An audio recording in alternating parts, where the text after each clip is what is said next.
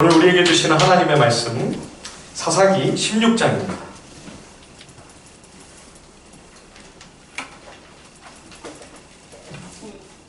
사사기 16장 15절로 22절까지의 말씀을 우리 함께 번갈아 읽겠습니다. 사사기 16장 15절로 22절입니다.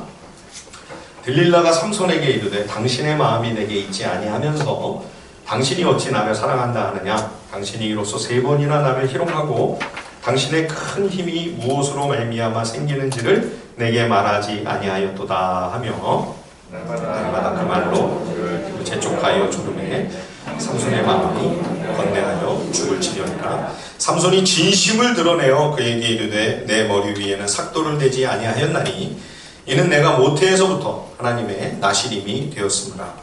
만일 내 머리가 밀리면 내 힘이 내게서 떠나고 나는 약해져서 다른 사람과 같으리라 하니라.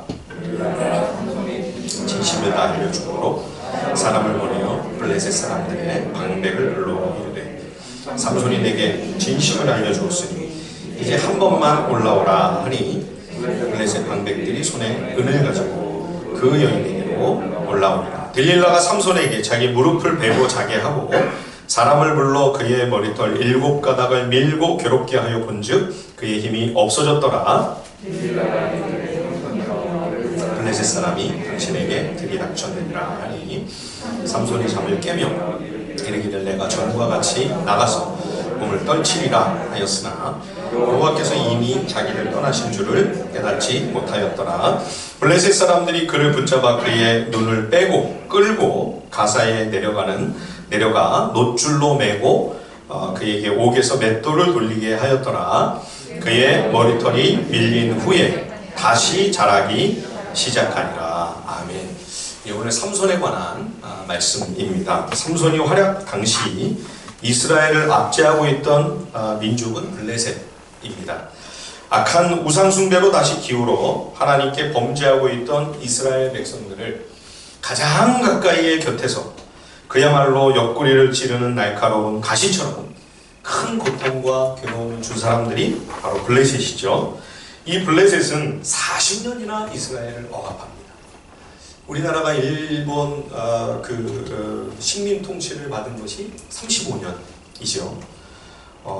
그 후 80년 세월이 지금 가까운데 아직도 여전히 그 상처가 남아있는 것을 봅니다. 40년의 세월, 짧은 시간이 아니죠. 그동안 사사기에 많은 징계가 있었는데 그 중에서도 가장 오랜 기간입니다. 그러면 보통 이렇게 힘들 때는 이제 이스라엘 백성들이 우상숭배에서 돌이키는 흉내라도 내고 하나님께로 나와서 부르짖으며 호소하곤 했지요. 그런데 이번에는 그런 모습조차 전혀 보이지 않습니다. 삼손이 의도하지 않게 블레셋과 자꾸 부딪히면서 블레셋 사람을 자극해서 이제 블레셋과 이스라엘 사이에 전쟁이 벌어지게 되었을 때 유다의 약 3,000명의 장정들이 블레셋하고 맞서 싸우는 게 아니라 숨어있던 삼손에게 몰려옵니다. 삼손을 막 나무라죠. 어쩌자고 블레셋을 계속 네가 건드려서 우리가 이렇게 위험한 상황에 처하게 만드느냐. 삼손을 책망하고 삼손에게 야단을 치는 거예요. 그러면서 블레셋 사람이 요구한 대로 삼손을 결박해서 블레셋에게 삼손을 넘겨줘 버리죠. 다른 지파도 아니고 유다가 이렇게 한 겁니다.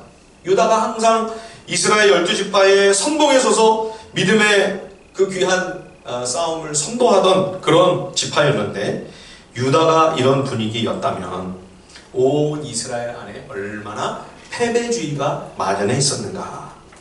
이제는 백성들이 하나님께 부르짖는 것이고 뭐고 다 기도도 뭐고 다 포기하고 그냥 이 블레셋의 통치를 당연하게 여기면서 마치 기도할 힘조차 없는, 간구하고 부르짖을 기력조차 없는, 너무나도 무기력한 그러한 상태였음을 우리들이 보게 되죠.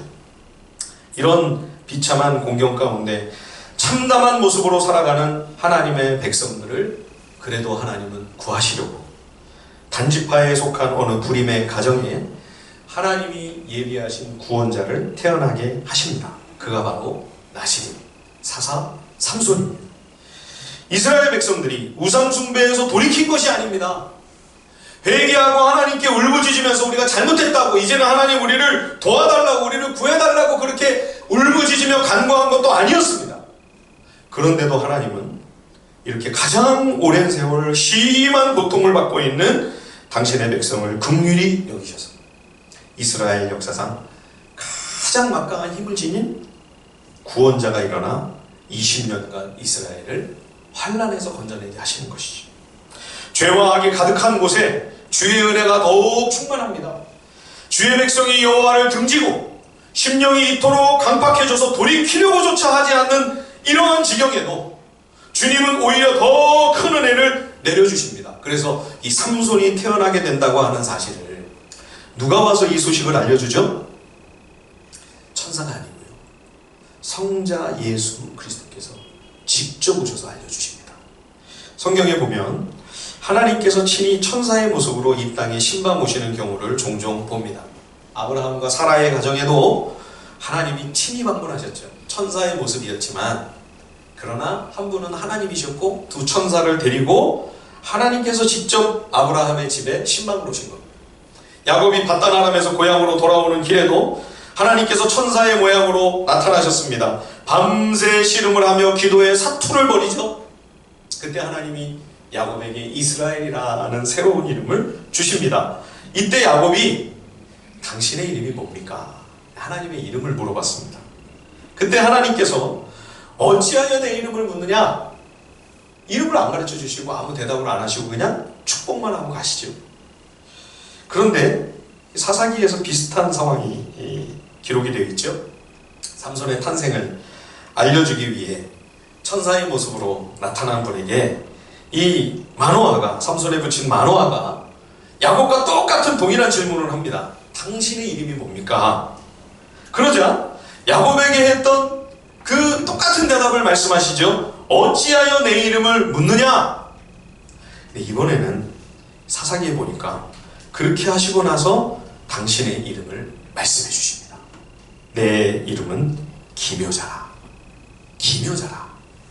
이 기묘자, 이 단어는 경이롭다, 너무나도 신비하고 도저히 가늠할 수 없는, 우리가 무엇을 생각하고 상상을 한다고 해도 훨씬 더 그 이상인 놀랍고 신비로운 존재, 도저히 우리가 알 수 없는 그런 존재를 뜻하는 말입니다.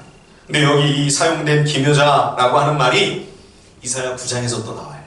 이사야 선지자가 메시아에 관하여 예언을 할 때 똑같은 말이 사용됩니다. 이사야 9장 6절에 보면 이는 한 아기가 우리에게 낳고 한 아들을 우리에게 주신 바 되었는데 그 어깨에는 다스리는 권위가 있고 그의 이름은 기묘자라, 평강의 왕이라 할 것입니다. 이사야 선지자가 예수님 오시기 약 700년 전에 성령의 감동으로 오실 메시아, 구원자 예수 그리스도의 이름을 뭐라고 선포하냐면 기묘자라.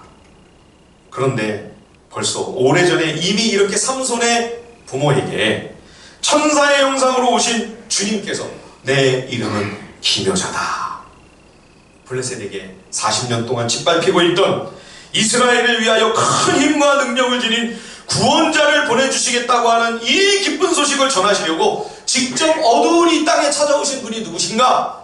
성자 예수 그리스도이신 거죠. 기묘자. 예.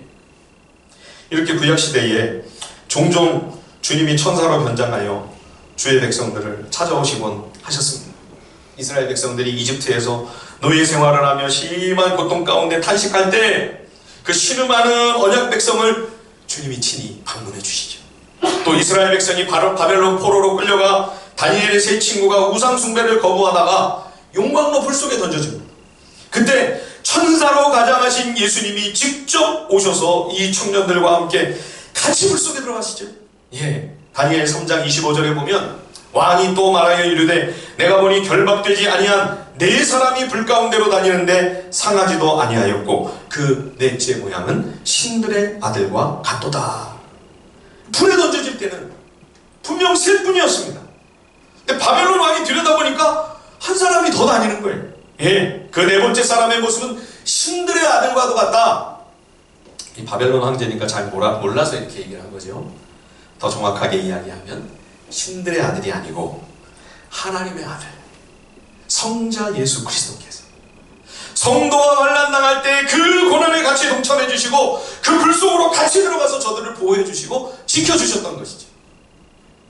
그때는 물론 참 믿음의 사람들이니까 죽음을 각오하고 우리가 불 속에 들어가 타중노난이 있어도 혹 하나님이 우리를 구원해 주시지 않으신다 할지라도 그리 아니하실지라도 우상 숭배는 절대 안 됩니다. 그러면서 믿음을 지키기 위해 목숨을 건 일이니까 주님이 이렇게 찾아와 주실만 하지 않는가, 같이 불 속에 들어가 갈만 하시지 않나, 여러분 그런 생각이 드십니까? 그런데 지금 이 사사시대는 어떻습니까? 블레셋으로부터 고통을 당하고 있는 이 시기, 예수님이 굳이 오셔야 됩니까? 이런 상황인데도 구원자를 꼭 보내셔야 됩니까? 그리 하지 마시고 그냥 정신 번쩍 들도록 40년 아니라 400년이라도 더 심한 고생을 하도록 내버려 두셔야 되지 않나, 그런 생각이 들 정도로 이스라엘의 신앙이 형편없는, 그야말로 엉망진창입니다. 지금 무엇 하나 제대로 되어 있는 게 없죠. 그죠?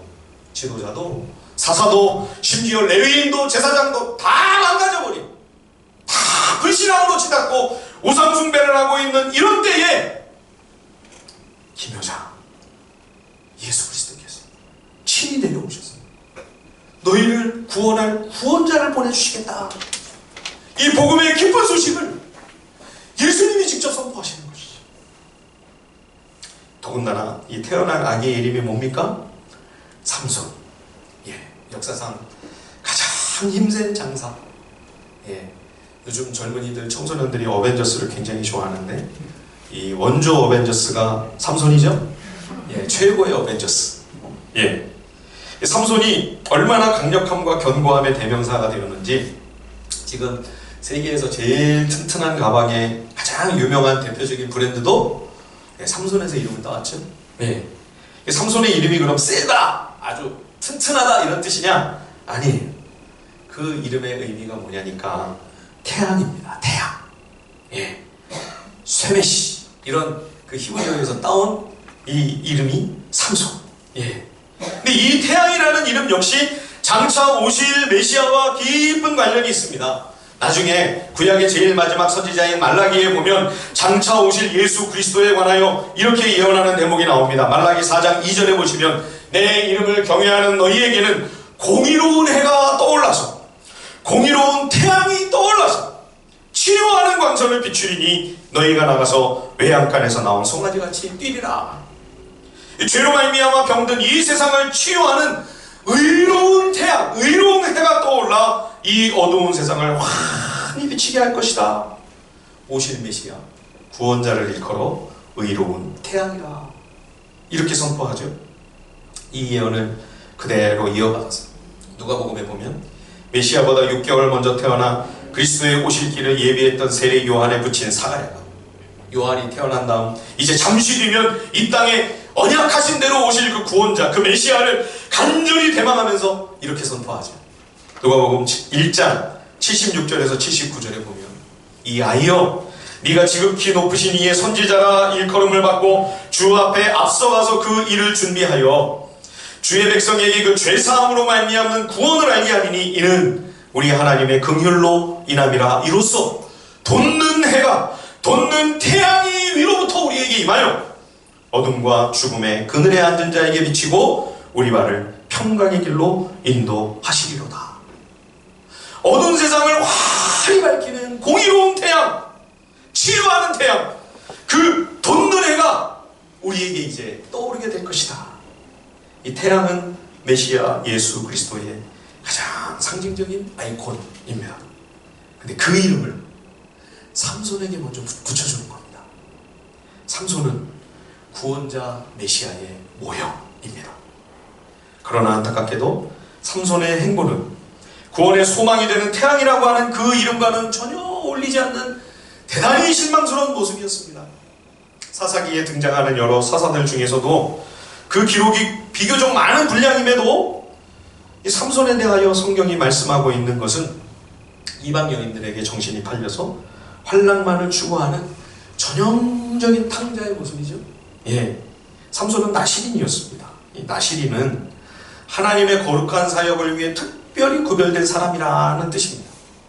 보통은 이제 서약하는 그 기간 동안, 뭐 1년이면 1년, 2년이면 2년, 몇 개월이면 몇 개월, 그 서약 기간 동안 머리를 깎을 수가 없고, 그래서 신약에 보면 사도 바울도 나시린 서약을 했던 것을 볼 수가 있죠. 그래서 그 서약 기간이 끝나서 머리를 깎았다, 이런 표현이 나옵니다.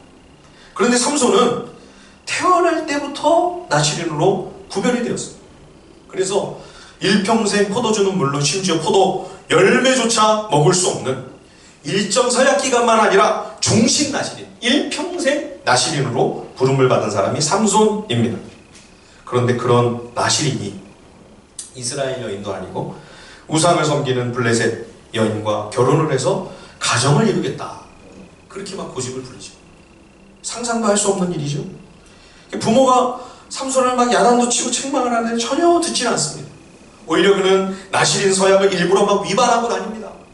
그리고 그렇게 하나님 말씀을 어긴 것을 가지고 말장난을 만들어서 블레셋 사람들과 막 농담 따먹기를 하죠. 하나님께서 명령하신 것을 다 우습게 여기고 말씀을 멸시합니다. 결국 블레셋 여인과 결혼을 하겠다고 이제 억지를 부리게 되는데, 근데 이것이 하나님께로부터 비롯된 일이라고 성경에 알쏭달쏭하게 기록이 되어 있죠. 자, 우리 14장을 한번 가서 보실까요? 사사기. 오늘 보면 앞에 장을 가셔가지고요, 14장 4절을 우리 같이 한번 읽어보겠습니다. 사사기 14장 4절입니다. 다 같이 시작. 그때에 블레셋 사람이 이스라엘을 다스린 까다에게 삼손이 틈을 타서 블레셋 사람을 치려 함이었으나 그의 부모는 이 일이 여호와께로부터 나온 것인 줄은 알지 못하였더라. 이걸 글자 그대로 읽으면, 이스라엘을 자꾸 블레셋이 공격을 하니까 삼손이 지금 이렇게 연극을 하면서, 탕자는 아닌데 원래 탕자처럼 이렇게 꾸며가지고 이렇게 일탈을 하는 것처럼 하면서 결국은 나라를 구한 것이다, 이런 의미로 잘못 읽힐 수가 있겠죠. 여러분, 오늘 이 14장 4절의 번역이 좀 아쉽습니다. 원래 문장을 봐도 그렇고요, 또 삼손에 관한 기록 전체를 봐도요, 전체 맥락과 문맥을 봐도 삼손이 나라를 구하기 위해 미친 척한 것은 아닌 것이 분명합니다. 그 도널드 트럼프가 미국 대통령에 당선이 되었을 때 미국 학계에서 그 심리 상담학자들, 교수들의 가장 치열한 논쟁이 뭐였냐? 이 도널드 트럼프가 미친 척하는 건가, 아니면 진짜 미친 놈인가? 이걸 갖고 많은 논문이 나왔고요. 심지어 한국계 유명한 미국의 저명한 그 교수가 된 그 밴딜리라는 분이 이걸 다 엮어가지고요, 책을 만들었어요. 도널드 트럼프라는 위험한 사례. 이 책이 미국에서만 아니라 국내에서도 큰 화제가 되었습니다. 물론 이 상담학계에 그 굉장히 중요한 그 이슈가 하나 있습니다. 직접 상담하지 않고 직접 진찰을 안 해보고서 저 사람은 이런 문제가 있는 사람이다 라고 진단하고 그거를 공공연히 이야기하는 것은 이것은 사실 금지된 하나의 룰이었거든요. 근데 대통령은 미국 한 나라만 아니라 지금 특별히 미국 대통령은 온 세계의 안전을 위협할 수도 있는, 그죠? 새벽 3시에 빨간 전화기가 다라랑 하고 울리면 이 사람이 버튼 한번 잘못 누르면 핵무기가 터지는 겁니다. 예. 그래서 이 사람의 위험성은 온 세계에 알려야 한다. 사람들에게 알리는 것이, 이것이 상담 심리 학자들의 오히려 의무다. 이런 공감대가 형성이 돼가지고요, 책이 나온 거예요. 예. 제가 이 책을 다 읽어봤는데요, 결론은 미친 척 하는 게 아니고 진짜 미친놈이다, 이 결론이었습니다. 트럼프는 사이코패스라고 하는 것이 수많은 심리 상담가와 교수들의 중론입니다. 근데 계속해서 연거푸 성공을 거듭하는 거예요. 잘못을 하고 나쁜 짓을 저지르는데도 어쩐 영문인지 이 사람이 하는 일이 잘 되는 거예요. 그래서 대통령까지 됐잖아요.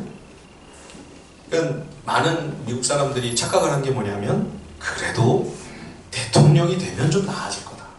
대통령이 아직 아니라 저 사람이 저렇게 함부로 말하고 그러지, 대통령의 자리에 오르면 분명히 점잖해질 거다. 많은 사람들이 그렇게 예상을 했다는 거예요.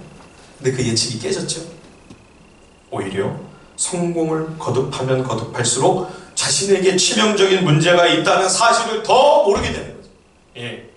그래서 오히려 자신이 더 훌륭하고 가장 좋은 산에 있냐 착각하게 되는. 그래서 성공하면 할수록 더 점점 무서운 괴물이 되는 거예요. 이 책을 읽으면서 제가 사사기가 생각이 났습니다. 삼손과 많은 사사들이 떠올랐습니다. 이게 남의 나라의 대통령 이야기가 아니라 나와 상관없는 먼 나라의 이야기가 아니라 이게 한국교회의 이야기가 아닌가. 아니 이게 내 얘기가 아닌가. 너무 두려운 일이죠. 여기 지금 우리가 좀 전에 읽은 사사기 14장 4절이 본래 주어가 삼손이 아닙니다. 그러므로 틈을 타서 블레셋을 치려고 한 것은 삼손이 아니에요. 하나님이십니다. 그리고 이 모든 일이 여호와께로부터 나왔다. 오해하지 마십시오. 삼손의 범죄와 일탈이 방황하면서 정신 못 차리고 헤맸던 그의 모든 삶이 여호와께서 행하신 일이다. 절대 우리가 그렇게 오해하지 말아야 합니다. 그것은 성경을 너무나 왜곡하는 일입니다. 하나님의 사사요 모태로부터 구별된 나실인임에도 불구하고 삼손은 전혀 하나님의 뜻대로 살지 않습니다. 그는 오로지 자기 욕망에만 충실합니다. 성경의 기록은 성경의 삼손에 관한 내용은요 블레셋 여인 3명 쫓아다닌 거 그 얘기가 전부입니다. 그런 악조건 속에서 하나님은 틈틈이 때를 노리시면서 삼손의 그 나태하고 해이하고 방탕한 삶의 과정 속에서도 그를 통하여 이스라엘을 구해내실 수 있는 기회만 보이면 성령님께서 그 틈을 비집고 들어가 그를 통하여 역사하심으로 이스라엘 백성을 구하기 위한 선한 하나님의 계획을 이루어 가시는 거예요. 입다 때하고 똑같습니다. 여러분. 입다는 입다의 일을 했죠. 하나님은 하나님의 일을 하셨습니다. 삼손도 마찬가지입니다. 삼손은 자기 마음대로 자기 욕심과 탐욕을 이루기 위해 악한 삶을 삽니다. 그러나 하나님은 하나님의 일을 하시는 거죠. 그럼에도 불구하고 이런 상황 속에서도 하나님께서 이스라엘을 건져주시니 이것이 어찌 여호와께로부터 비롯된 은혜가 아닐 수 있겠는가. 그 말을 하는 겁니다. 지금 사사기 14장 4절에서 죄인에게서는 결단코 선한 것이 나올 수 없습니다. 그러나 진흙탕에서 연꽃을 피워내시듯 하나님은 모든 것을 합력하여 선을 이루십니다. 사사까지 이렇게 다 망가진 이 마당에 하나님께서 이 백성을 버리셔도 할 말이 없잖아요. 그런데도 그를 통하여 하나님께서 그 백성에게 구원과 평안을 20년 동안이나 허락하시는 것은 이것은 하나님이 행하시는 일이다. 경이로운 하나님의 역사다. 하나님께서는 삼손이 나실인으로서 하나님과 사람 앞에 구별된 존재로 살아가며 이스라엘을 구하는 하나님의 선하신 뜻에 걸맞는 그런 거룩한 쓰임을 받을 뿐만 아니라 그런 삶을 걸어가기를 원하시는 거죠. 예. 여러분 사사기를 통해 이 땅에 오늘날 교회와 우리 믿음의 사람들 저와 여러분들을 향하여 하나님이 가지고 계시는 간절한 소원과 갈망을 느끼시겠습니까? 입다처럼 삼손처럼 기드온처럼 그들은 그들의 욕망과 탐욕대로 마음껏 행하고 자기 소견에 오른 대로 행하고 하나님은 어쩔 수 없이 그 가운데서도 하나님의 일을 행하시는 것이 아니라 주의 교회가 주님과 한마음이 되어 주님이 기뻐하시는 길을 걸어가기를 원하시는 거죠. 우리도 주님과 함께 동역하기를 원하시는 거죠. 잠시 쓰임만 받고 버림을 받는 것이 아니라 주님과 함께 걸어가면서 주님과 함께 기쁨을 누리고 주님과 함께 친밀한 사귐을 나누며 우리를 통해 주의 뜻이 이루어질 뿐만 아니라 온전히 우리 삶이 주님께 받으심직한 거룩한 산재물이 되기를 원하시는 주님의 마음, 사사기에 담겨있는 우리를 향한 주님의 간절한 소원이고 열망입니다. 그런데 연약하고 전적으로 부패한 죄인 삼손이 하나님께서 그에게 허락하신 그 엄청난 힘과 능력을 감당을 못합니다. 입다도 그랬죠. 입다도 얼마나 큰 용사였습니까? 그런데 그가 성령께서 그에게 임하시고 그를 통해 이스라엘 나라를 구하게 되고 그래서 그가 왕의 자리에 방불한 그런 위치에 서게 되니까 눈에 뵈는 게 없어요. 오만방자해져. 자기 딸을 막 번제를 바치고 에브라임이 와가지고 막 시비를 거니까 같은 동족인데 막 전쟁을 해가지고 에브라임을 수만 명을 다 죽이죠. 기드온도 얼마나 처음에는 연약하고 소심했습니까? 참 겸손했죠. 그런데 대단한 승리를 경험하면서 점점 사람이 이상해집니다. 나중에는 숙곡과 부두에 사는 그 같은 민족을 전쟁에 협조를 안 했다고 아주 잔인하게 응징을 하고, 왕위를 앞에서는 입으로는 말로는 사람들 앞에서는 공식적으로는 딱 거절을 해놓고 뒤로 가서는 왕처럼 살죠. 세겜에 가서 접시까지 오고, 그 사이에서 태어난 아비멜렉, 결국 부친이 낳은 아들 69명을 다 죽이고 세겜을 충동하여 스스로 왕의 자리에 오릅니다. 엄청난 힘과 권세와 권력이 이 타락한 죄인의 손에 쥐어지니 이기심과 욕망으로 가득한 죄인 감당을 못합니다. 아비멜렉이 결국 세겜 사람들 다 죽이잖아요. 도망친 그 1000명을 다 불태워 죽이고 자기도 비참하고 수치스럽게 생을 마감하고 말았죠. 주께서 맡기신 힘과 그 모든 은사와 능력을 잘 관리해서 그것을 온전히 주의 뜻대로 선하고 이롭게 사용할 수 있다면 얼마나 좋을까요? 그러나 성경의 역사를 봐도 그동안 우리 한국교회에 지나온 뒤안길을 되돌아보아도 또 저 스스로를 아무리 성찰해봐도 이것은 전적으로 타락한 100% 죄인인 우리에게는 불가능한 일이다. 이 결론에 도달하고 맙니다. 우리 모교회에서 교회를 그냥 마냥 계속 키우고 성장시키는 게 능사가 아니다. 그러면 그게 힘이 되고 하나의 권력이 돼서 교회적으로도 이익하지 않을 뿐만 아니라 목회자도 오만해지기 쉽다.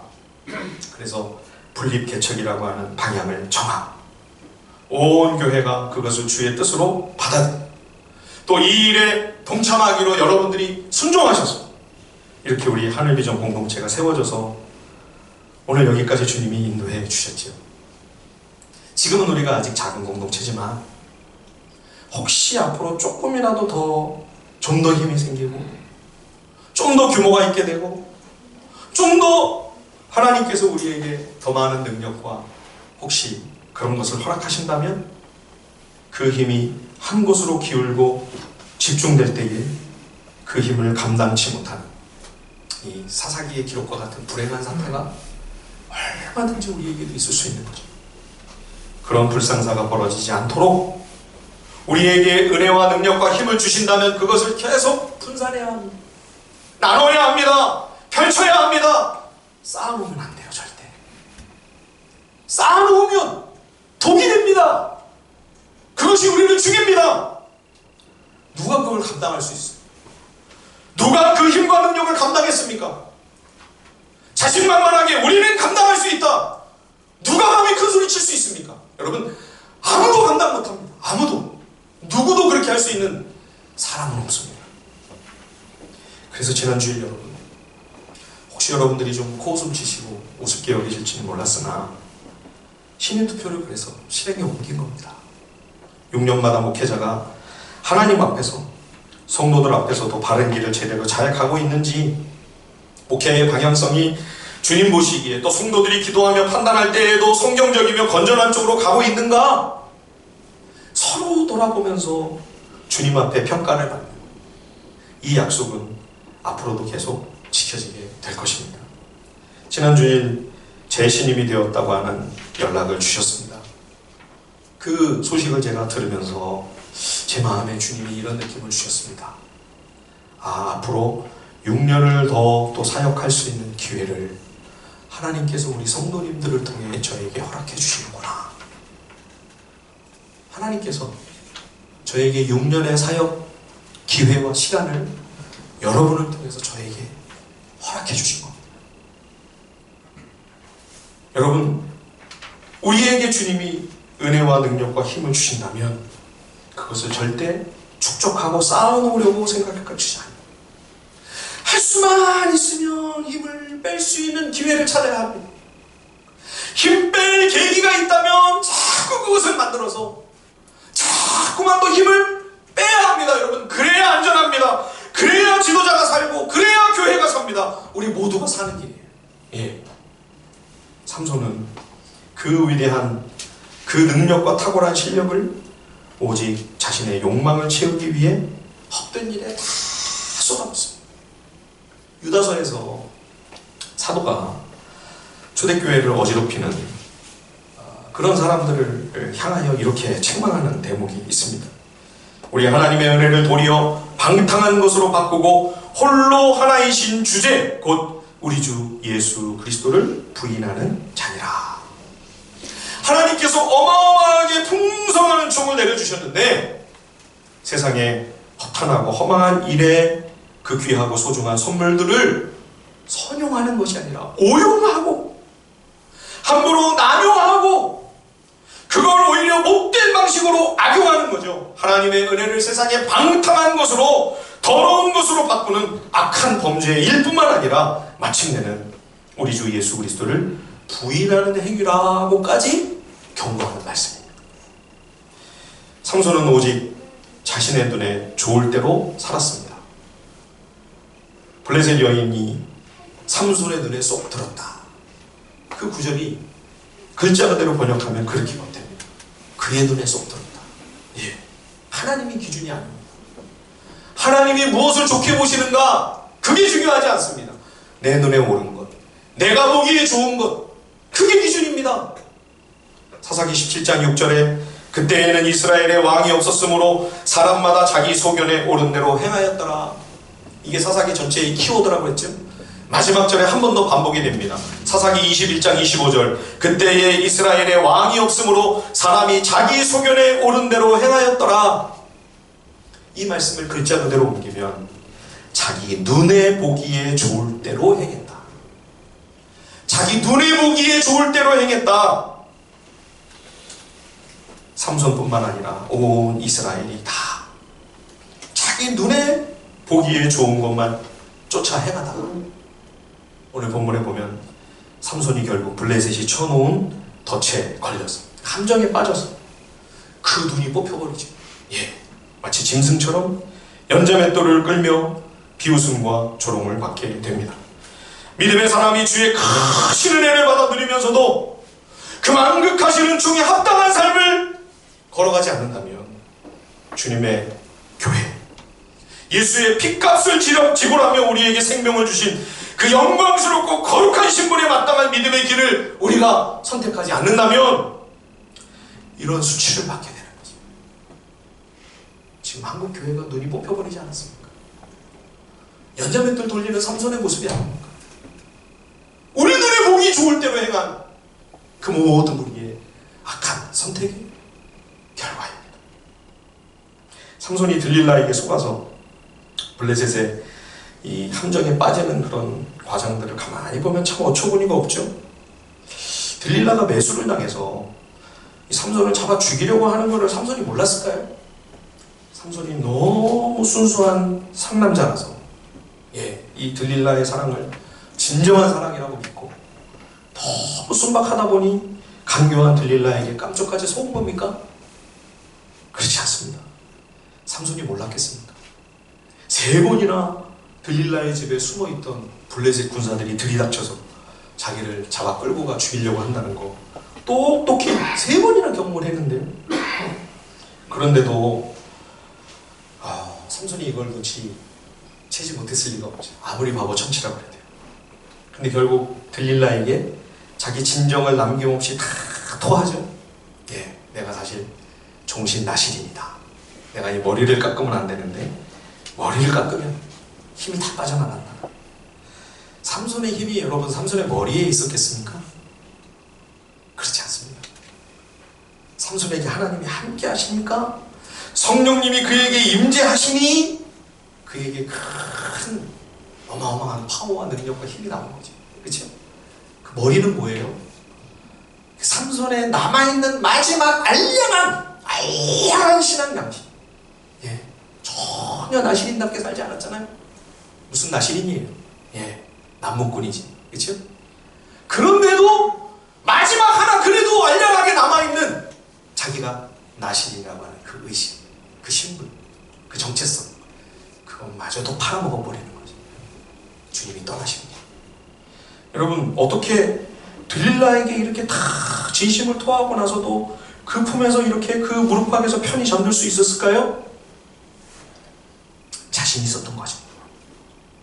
1000명을 숨겨봐라. 2000명, 3000명을 포위를 시켜봐라. 내가 일어나서 딱 순간 떨쳐버리면 끝나는 거예요. 예, 자신만만한 거죠. 언제 어느 때 무슨 일이 있어도 어떤 블레셋 군대가 다 달려든다 할지라도 나는 내 힘과 이 능력으로 물리칠 수 있다. 그 탁월한 힘과 능력이 마치 자기에게서 나오느냐, 자기 소유인 양, 자기의 힘과 능력인 양 착각한 거죠. 그러나 하나님께서는 이미 삼손을 떠나셨습니다. 그의 힘과 능력은 그의 것이 아니었습니다. 그의 긴 머리에서 나온 파워도 아니었던 거죠. 삼손에게 함께 하셨던 성령님이 떠나신 아무것도 아닌 거예요. 예, 아무것도 아닌 거예요. 얼마나 수치스러운, 치욕스러운 모습으로 주의 영광을 가리는 그런 존재로 전락하지 않습니까? 사랑하는 여러분, 그리스도의 교회는 그리스도의 영이신 성령께서 은혜와 생명을 우리에게 부어주실 때만 우리는 그리스도인다운 그리스도인이 됩니다. 우리 교회는 하나님이 기뻐하시는 모습으로 하나님의 영광을 나타내는 공동체가 될 수 있을 줄 믿습니다. 여러분, 우리 6주년이 되는 이 마당에 우리가 주의 은혜를 경배한 마음으로 사모하십시다. 하나님이 우리에게 주신 은혜와 능력을 여러분, 우리는 어떻게 사용하고 있습니까? 방탕한 세상의 것으로 다 남용하고 오용해버리고 있는 것은 아닙니까? 돌이키십시오. 여러분, 회개하십시다. 우리가 다시 중심으로 돌아가서 성령님 함께 해주시지 않으면 아무것도 아닙니다. 불쌍히 여겨주십시오. 나를 떠나지 마시고 함께 해주십시오. 여러분, 삼손이 아니면 하나님이 블레셋을 못 구하시나요? 아니요. 삼손 같은 장사들 10,000명, 10,000명, 10,000명이라도 일으키실 수 있는 하나님이시죠. 삼손을 써주시고 기회를 주심이 감사한 거죠. 한국교회가 아니면 하나님이 세계 선교를 못하시나요? 천문학만부당입니다. 여러분, 우리가 하지 못하면 하나님이 촛대를 옮기시고 다른 나라의 교회들을 들어서 사용하실 것입니다. 기도하십시오. 주님, 촛대를 옮기지 마시고 다시 한번 기회를 허락해 주십시오. 삼손에 잘려나간 그 머리카락을 다시 자라나게 하셨던 주님께서 우리를 긍휼히 여기셔서 우리 가운데 성령님 함께 해주시고 우리 교회에 성령님 충만히 임재하여 주셔서 우리는 우리대로 우리의 길을 가고 주님은 주님대로 주님의 일을 하시는 것이 아니라 주님과 함께 동행하는 믿음의 사람이 되게 하옵소서. 주님과 함께 걸어가는 교회가 되게 하옵소서. 이것이 6주년을 맞이하는 우리들의 간절한 소원과 기도와 주님 앞에서의 우리 마음 중심의 태도와 자세가 되어야 할 것입니다. 이제 곧 있으면 성탄절입니다. 복음서에 보면 주님이 애국으로 피난을 가셨다가 갈릴리 나사렛이라고 하는 시골 변방에 정착을 하시게 됩니다. 그래서 마태복음 2장 23절에 보면 나사렛이라는 동네에 가서 사니 이는 나사렛 사람이라 칭하리라 하심을 이루려 함이라. 이런 참 어려운 그런 말씀을 기록해 놓았습니다. 왜냐하면 구약에 아무리 봐도 나사렛이라는 말이 없어요. 학자들이 나사렛 사람이라는 이름으로 불리게 될 거라는 예언이 없는데 어째서 이 마태는 나사렛 사람이라고 불리게 될 것이라고 하는 예언이 이루어졌다 이렇게 기록을 했을까? 그래서 두 가지로 설명합니다. 첫 번째는 오늘 우리가 아까 처음에 찬송을 했죠. 이사야 예언에서 그 답을 찾습니다. 이사야 11장 1절에 보면 이 새의 줄기에서 한 싹이 나며 그 뿌리에서 한 가지가 나와서 열매를 맺을 것이요. 이 가지, 이 싹, 이 새의 순, 이게 히브리어로 넷제르거든요. 넷제르, 나사렛 비슷하잖아요. 그렇죠? 그래서 비록 그 당시의 사람들은 나사렛 예수 그럴 때 저 시골 갈릴리에서도 더 산골짜기로 들어가는 저 변두리 별 볼 일 없는 사람, 그런 예수라고 하는 이름으로 나사렛 예수라고 하는 칭호를 그를 멸시하기 위해 사용했지만 사실은 다윗의 그 가지에서 나온 새싹, 그렇죠? 왕이신 예수 그리스도, 그거를 나타내는 사실 그 깊은 의미를 담고 있는 이름이 나사렛 예수라는 거죠. 또 하나의 설명이 있습니다. 또 하나의 설명은 예수 그리스도야말로 성경이 말씀하는 진정한 나신이다 하는 것입니다.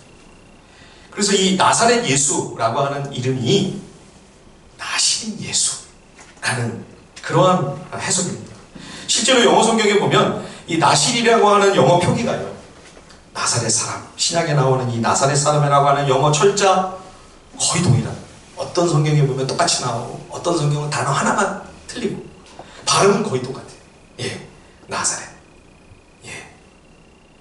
단지 언어적인 유사성만이 아니고요, 그 의미와 내용에 있어서도 예수님이야말로 진정 나시린이, 이 땅에 많은 나시린이 있었지만 그 어느 누가 죄인이 어찌 하나님 앞에 온전히 정결하고 흠없는 나시린일 수 있었겠습니까?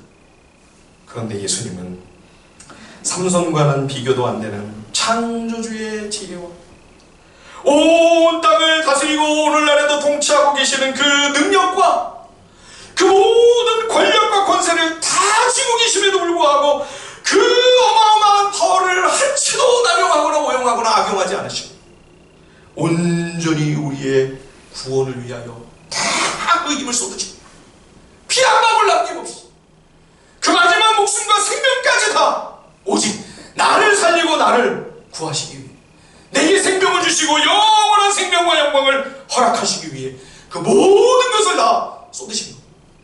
나신 예수, 나사렛 예수. 예수님은 우리의 구원을 위한 진정한 나신으로 우리에게 찾아오셨던 것이죠. 삼손은 그리스도의 모형이었지만 그러나 전혀 나시린은 될 수 없었습니다. 사사기를 우리가 그동안 묵상하면서 우리에게 확실하게 각인되는 중요한 결론이 하나 있습니다. 누구도 인간은 왕이 될 수가 없다. 그리고 누구도 죄인은 왕이 되어서도 안 된다. 교회의 주인이 죄인이 된다면 사사기의 이 말할 수 없는 엉망진창, 이 역사의 전철을 또 밟는 거죠. 우리 가정과 내 인생, 우리 자녀손들의 삶에 그들이 왕이 되고 그들이 주인이 된다면 어떤 불행한 사태가 벌어지겠습니까?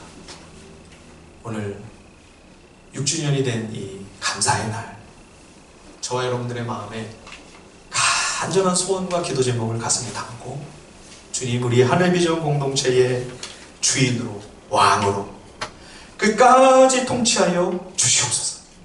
우리 가정과 또 우리 자녀손들의 삶에, 또 내 인생 속에 온전히 주님 한 분만이 왕으로 다스리시며 통치하시고 인도해 주옵소서. 이 간절한 소원을 가지고 주님 앞에 간구하며 그 소망과 열망이 응답되는 귀한 은혜가 있기를 주님의 이름으로 간절히 축원드립니다.